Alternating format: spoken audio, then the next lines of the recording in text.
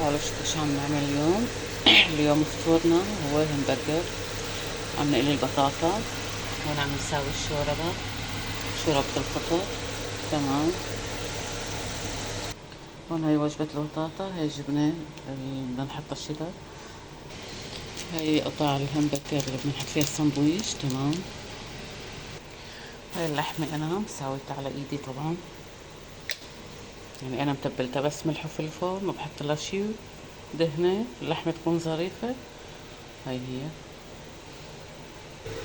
هون جهزنا البيض كمان مشان نقلي بيض عيون معاها.